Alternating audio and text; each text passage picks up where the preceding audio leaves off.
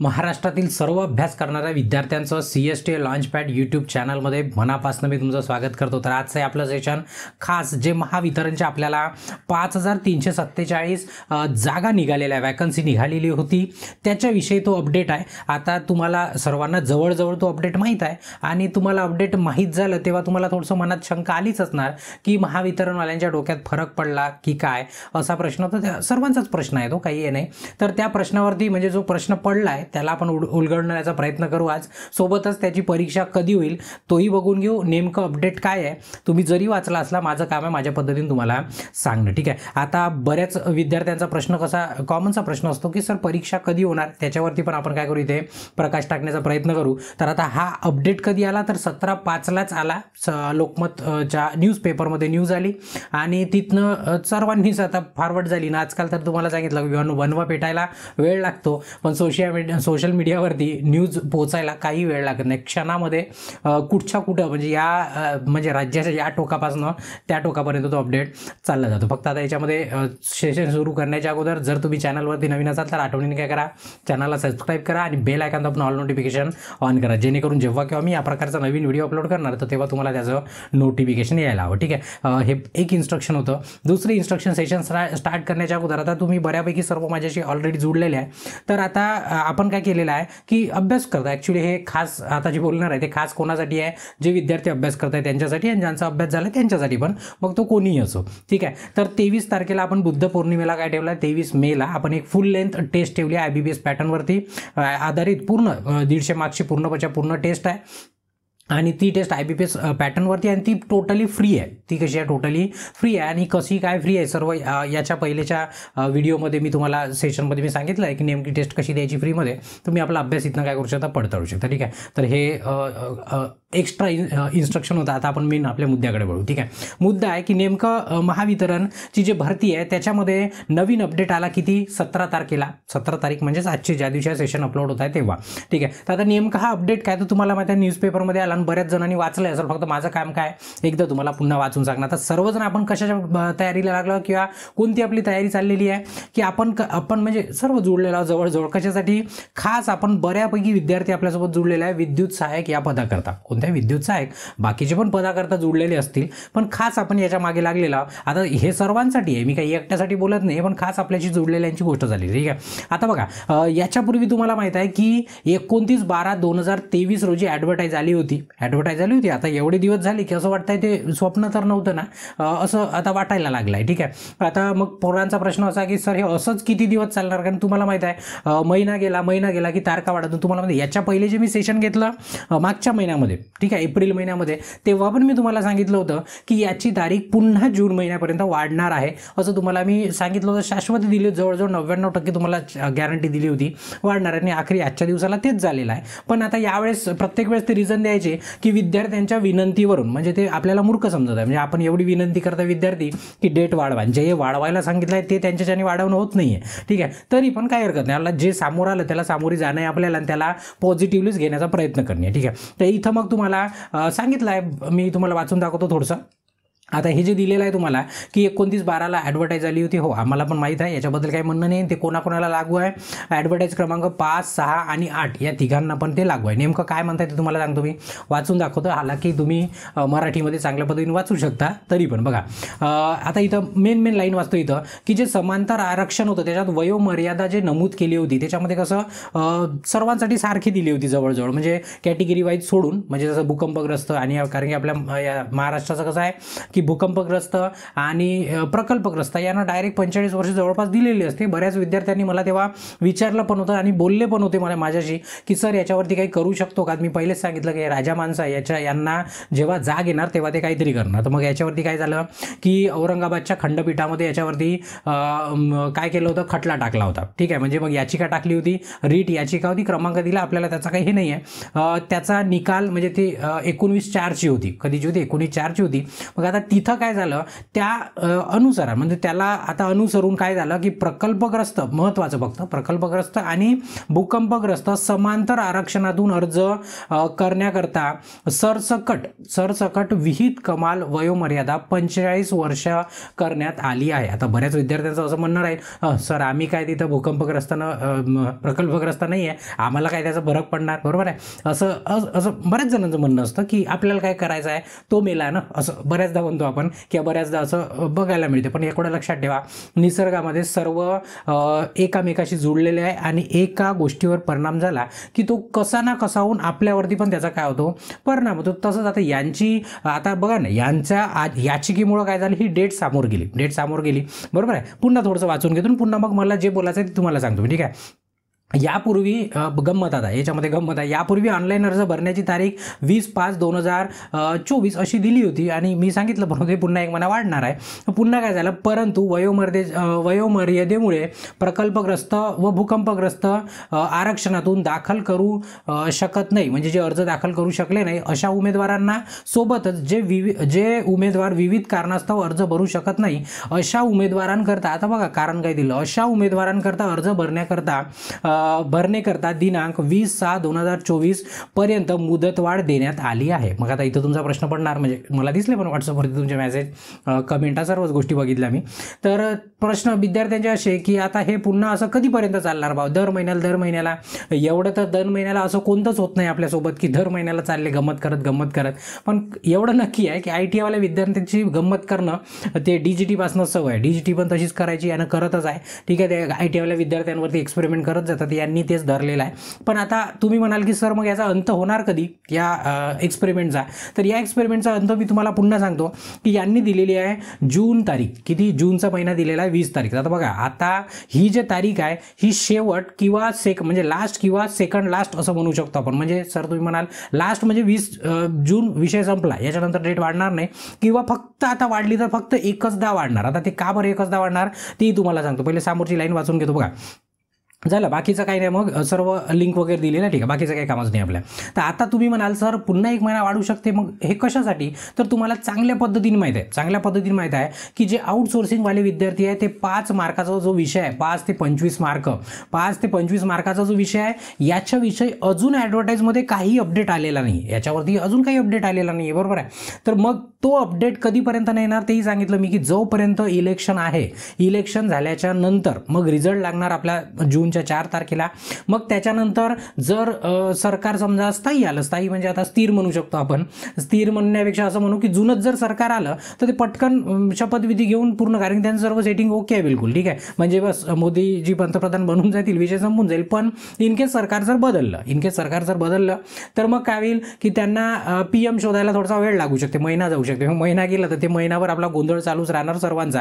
मग सर्व आपापल्या, कारण की मी सांगितलं आपली रिक्रुटमेंट कधी झाली तरी चालते, आपल्याला त्यांना काही घ्यायचं नाही, त्यांची रिक्रुटमेंट वेळेत झाली पाहिजे. बघा ना, त्यांची रिक्रुटमेंट किती मस्त, त्यांची भरती एकदम मस्त छान वेळेवर निघली, छान टप्प्याटप्प्यामध्ये परीक्षा झाली त्यांची आणि त्यांचा निकाल पण 4 जूनला घोषित होणार. मग त्यांना अपॉइंटमेंट लेटर मिळणार, ते जॉईंट येऊन जाईल आणि ते आपल्या नोकरीला लागून जातील. पण आपली अजून फॉर्मच संपायचे, तर ते आपल्या नोकरीच्या मागे लागतील ना, आपली त्यांना चिंता नाही आहे. मग ते कोणताही पक्ष असो, कोणताही नेता असो, मी पहिलेच सांगितलं सर्वांना त्यांना आपापलं पडलेलं आहे, आपण फक्त मतदानाच्याच दिवशी त्यांना आठवणी देतो, चांगल्या पद्धतीने माहीत आहे, बरोबर आहे. आता त्याच्यावरती आपण चर्चा नाही करू, ठीक आहे. मग आता काय होईल की या 5 ते 25 साठी आपल्याला काय करावं लागेल की आचारसंहिता संपायची वाट पाहावं लागेल. मग असाच जर खेळ चालत राहील, 20 तारीख जर येऊन गेली समजा जवळजवळ आणि या 5 ते 25 मार्काचं जे आहे त्याच्यावरती जर काही निकाल लागला नाही किंवा त्याच्यावरती जर काही बदल झाला नाही, कारण ॲडव्हर्टाईज नवीन येणार, त्याच्यामध्ये तुम्हाला ज्या कॅटेगरी वाईज तुम्हाला पोस्ट दिसत आहे आपल्या सध्या ॲडव्हर्टाईजमध्ये, त्याच्यामध्ये बदल होणार आहे. कारण पुन्हा मराठा आरक्षण आहे,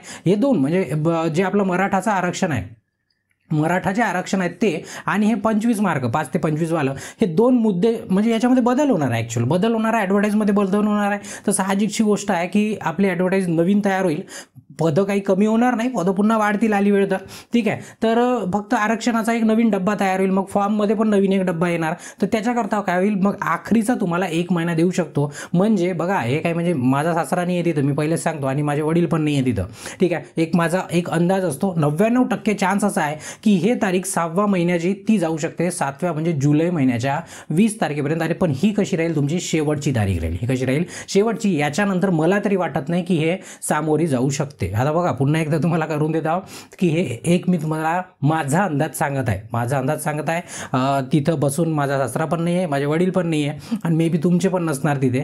तर हे फक्त मी आपला एक अंदाज सांगितला, ठीक आहे. तेही 99%. मागच्या महिन्यात तुम्हाला अंदाज दिला होता जूनपर्यंतचा, तो खरा ठरला. पुन्हा एकदा अंदाज सांगतो की जुलैपर्यंत जाऊ शकते. त्याचे कारण पण सांगितले, हे मार्क आउटसोर्सिंगचे आणि मराठा आरक्षणाचा मुद्दा राहू शकते, ठीक आहे. एवढं पटलं. मग इथे होणार क्लोज, इथे होणार क्लोज म्हणजे थांबून जाईल 100%. जुलै महिना आखरी डेडलाईन आहे, त्याच्यानंतर ती वाढणार नाही, कारण की पुन्हा काही कारण उरलेलं नाही, ठीक आहे. मग आता याच्यामध्ये प्रश्न कसा की सर मग परीक्षा कधी होणार, परीक्षा कधी? आता पूर्णच्या पूर्ण आपण बोलत कशाबद्दल आहे, महावितरण भरतीबद्दल. कशाबद्दल बोलत आहे, महावितरण भरतीबद्दल. तर आपण त्याच्याच परीक्षेबद्दल बोलू. पण तुम्हाला माहिती आहे की याच्यासोबत पुन्हा एक लागलेली आपली भरती आहे, ती कोणाची आहे, महापारेषणची आहे, याला जुळलेली आहे, ठीक आहे. दोघांचा अभ्यास सारखा आहे, सर्व काही दोघांचं सारखंच आहे. आपली टेस्ट पण आपण घेणार आहे ते 23 तारखेला, तेही दोघांसाठी सारखं आहे, साराच्या सारा दोघांसाठी सारखं आहे. पोरं पण सारखे आहे, फक्त वायरवानवाले पोरं महापारेषणमध्ये नाही आहे, ठीक आहे, पण महावितरणमध्ये आहे. आता पहिले परीक्षा कोणाची होणार, महापारेषणची पहिले परीक्षा होणार. ते सांगितलं मी तुम्हाला जून एंडिंगपर्यंत पॉसिबिलिटी आहे. पण अजून पण IBPSकडे काही त्याचा शेड्यूल नाही आहे, अजून पण त्या शेड्यूलमध्ये त्यांच्यासाठी जागा नाही आहे ॲक्च्युअलमध्ये. जर का सर्वात पहिले जूनच्या एंडिंगपर्यंत असं पकडून चाला, असं काही मी नक्की नाही सांगत कोणतीच गोष्ट, पण एक पकडून चाला, आपण एक पकडून चालू. जूनच्या एंडिंगपर्यंत जर परीक्षा झाली तर ती परीक्षा महापारेषणची झाली तर ठीकच आहे, ठीक आहे. मग जे आपली महावितरणची म्हणजे परीक्षा कोणाची, ही परीक्षा केव्हा होणार, परीक्षा कोणाची, महावितरणची परीक्षा जोपर्यंत पारेषणची परीक्षा होऊन लिस्ट लागणार नाही, माझा अंदाज सांगत आहे मी, ठीक आहे. मी आपला अनुभव माझे सांगणारे लोक त्याच्यावरून मी तुम्हाला फक्त अंदाज सांगत आहे, ठीक आहे. म्हणजे सूत्रांच्या माहितीनुसार म्हणतात ना न्यूजवाले, त्याच्याप्रमाणे की महापारेषणची परीक्षा झाली, त्याची लिस्ट लागली, त्याच्यानंतरच महावितरणची परीक्षा होणार आहे. मग सर याचा अर्थ की परीक्षा जुलै महिन्यात जाईल, ऑगस्ट महिन्यात जाईल, सप्टेंबर महिन्यात जाईल, ठीक आहे. तर आता ते तुम्हाला सविस्तरपणे सांगतो मी. आता काय होऊ शकते तर त्याचं एवढं पटलं, पारेषणची होणार, त्याच्यानंतरच काय होईल, महावितरण. कारण याचं कारण कसं आहे माहिती आहे का, जर दोन्ही परीक्षा सोबतच घेतल्या तर दोन्ही परीक्षेमध्ये महापारेषणमध्ये जेवढ्या जागा आहे 1700-1800 2000 जागा आहे, ते 2000 पोरांचे पण नावं महावितरणच्या परीक्षेमध्ये सिलेक्शनमध्ये राहील. मग तुम्ही सांगा की त्यांना मग महावितरणवाल्यांना पुन्हा डबल दुसरी मेरिट लिस्ट लावा लागेल, दुसरी मेरिट लिस्ट, दुसरी वेटिंग लिस्ट, ठीक आहे. त्याच्यामुळे काय होईल की पहिले महावितरणमध्ये भरून घ्या म्हणणार, आणि मग उरलेले पोरं मग तिकडे परीक्षेला जातील, तर ते त्यांचा ताण कमी होईल. कारण की वेटिंग लिस्ट मग वाढून जाईल, त्याच्या करताना कटअप पण वाढून जाईल महावितरणचा, पण ते पोरं जॉब नाही करणार ना ते, कारण की ऑलरेडी 2000 पोरं पारेषणमध्ये लागलेले असतील, त्यांचं नाव पुन्हा वितरणमध्ये पण येणार. तो लॉजिक आहे, ते नंतर आपण त्याच्यावरती पुन्हा डिस्कशन करू, ठीक आहे. आता परीक्षाचा जो विषय आहे त्याच्याविषयी थोडंसं बोलतो मी. बघा आता सध्या जे इलेक्शन चाललेलं आहे, आता हे आचारसंहितेचा विषय आहे ना, आचारसंहिता आली, परीक्षा घेता येते अशातला भाग नाही, ॲडव्हर्टाईज निघून आहे, परीक्षा घेऊ शकतात, पण होते तिथपर्यंत त्याला टाळलं जातं, कारण की यंत्रणेवरती ताण पडतो, यंत्रणेवरती काय पडतो, ताण पडतो. त्याच्यामध्ये थोडंसं तुम्हाला सांगू इच्छितो मी. बघा की आपली परीक्षा कशाची, महावितरणची गोष्ट करता मी, महापारेषणची बोलत नाही आहे, वितरणची. बघा आपला फॉर्म आता सध्या जून महिन्यापर्यंत दिलेला आहे, कधीपर्यंत दिलेला आहे, जून महिन्यापर्यंत. जूनच्या मी सांगितलं की जुलै पण होऊ शकते, इन केस जुलैपर्यंत गेला तर मग काय होते की हे जसं आचारसंहिता संपलं की आपलं काय होतं, राज्य विधानसभेचं काय होतं, इलेक्शन येतं, म्हणजे आपल्या राज्याचं इलेक्शन येतं, बरोबर आहे. आणि ते इलेक्शनसाठी जवळपास सप्टेंबरपासून नोव्हेंबरपर्यंत शेड्यूल पॅक असतात, म्हणजे जवळपास 2 ते 3 महिने ते इलेक्शनमध्येच जातात. मग त्याच्यात मदत आचारसंहिता पण येते, आणि त्याच्यामध्ये होते तिथपर्यंत. आता तर खास आपल्या राज्याची परीक्षा, राज्याची म्हणजे राज्यातले काय म्हणतात कार्यभारी म्हणू शकतो आपण, की ज्यांना आता नोकऱ्या देणार आहे, बरोबर आहे, ज्यांनी आपल्या राज्यामध्ये नोकऱ्या देणार आहे, कशामध्ये, विधानसभेमध्ये, तर त्यांचं इलेक्शन, त्यांचं पहिले रिक्रुटमेंट झालं पाहिजे ना. आपलं काय होत राहील, आपल्याकडे पूर्ण आयुष्य आहे ना, त्यांचं कसं आहे, त्यांना अर्जंट आहे आपल्यापेक्षा, कारण की ते कसं आहे, विचार आहे त्यांचा पगार नाही झाला ते खातील काय, तसा प्रश्न आहे ना, ठीक आहे, त्यांची परिस्थिती आपल्यापेक्षा, पण म्हणून त्यांचं करणं पहिले राहील. ठीक आहे. आता बघा, मग आता सप्टेंबरपासून जर आपल्या राज्यात जर आचारसंहिता पुन्हा लागली म्हणजे लागणारच आहे, बरोबर आहे. मग ते जवळपास नोव्हेंबरपर्यंत जाईल, म्हणजे ही इलेक्शन होईल. आणि जर आपली पारेषणची परीक्षा आहे ती जूनची एंडिंग सोडून द्या, आता शपथविधी होता जून महिना चाललाच जाईल. जुलै, ऑगस्ट, सप्टेंबर 3 महिने आपल्याकडे, म्हणजे 2 महिने, जुलै आणि ऑगस्ट असे 2 महिने आहे, त्याच्यामध्ये परीक्षा होऊन जाईल महापारेषणची. ठीक आहे. मग आता विषय कोणता उरला? वितरणचा. कोणता उरला? वितरणचा. मग त्याला तर जागाच नाही आहे. ठीक आहे. कारण की जुलैपर्यंत काय भरणार आपण? फॉर्मच भरणार. एक अंदाज जूनवरीपर्यंत जरी फॉर्म भरला तर जुलै, ऑगस्ट 2च महिने आहे, याच्यात दोन्ही परीक्षा होणं शक्य नाही माझ्या तरी मते. मग परीक्षा कधी होणार?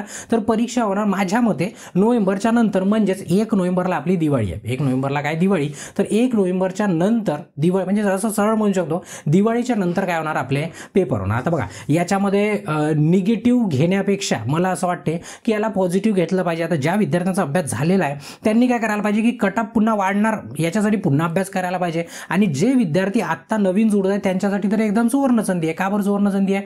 कारण की तुम्हाला अभ्यास करण्याकरता वेळ मिळत आहे. काय मिळत आहे? अभ्यास करण्याकरता वेळ मिळत आहे. तर मग याच्या आधारावरती, आता हा कट काही मी नाही लावला आहे, ते न्यूजपेपरमधलाच कट आहे, मी त्याच्या अंदाजावरती सांगितलं की आपल्या परीक्षा मे बी वितरणची दिवाळीनंतर होऊ शकते, पॉसिबिलिटी. पण कसं आहे, त्यांच्या मनात आलं तर ते उद्या घेतात, त्यांचा सोडून द्या. ठीक आहे. पण अभ्यास करायला आपल्याला एवढा वेळ आहे बा, पहिले पारेषणची परीक्षा होणार एवढं तर नक्की. म्हणजे आता तुमच्या मनामध्ये जो प्रश्न होता की सर परीक्षा कधी होणार, ते मी आपलं एक मत मांडलं. मी तुम्हाला शॉर्टमध्ये पुन्हा सांगून देतो की आपली पारेषणची परीक्षा सप्टेंबरच्या पहिले आपटून जाईल, म्हणजे पूर्ण निपटून जाईल आपली परीक्षा पारेषणची. वितरणची परीक्षा याच्यात नाही होणार. वितरणची परीक्षा माझ्या मते काय होऊ शकते? दिवाळीच्या नंतर होऊ शकते, म्हणजेच इलेक्शनच्या नंतर.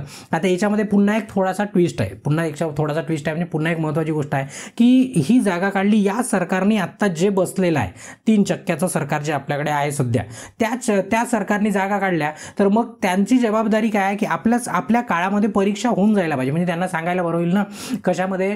प्रचारामध्ये की नाही आम्ही एवढ्या ITIच्या विद्यार्थ्यांना जागा दिल्या, एवढ्या जागा निघल्या, एवढ्या जागा भरल्या म्हणून, बरोबर आहे. तर त्यांना थोडीशी जागा पाहिजे की नाही? तर होऊ शकते की त्यांनी परीक्षा पहिले घेऊन गेलं, असं घेऊ शकते घाई गडबडीमध्ये, आणि रिझल्ट तुमचा पेंडिंगवर ठेवून देईल. पण याचा चान्स कमी आहे, कारण कसं आहे ते आता हे इलेक्शन झालं की ते आपल्या इलेक्शनच्या मागे लागतील, कारण त्यांच्याकडे 2च महिने आहे, त्यांना आपली काही चिंता नाही आहे. ते तुम्हाला पहिले पण सांगितलं, आत्ता पण सांगतो, किती तुम्ही म्हणजे किती म्हणणार नाही आम्ही जनतेसाठी काम करतो, तर आम्हाला दिसतेच कोणत्या जनतेसाठी काम करता येतं चांगल्या पद्धतीने. ठीक आहे.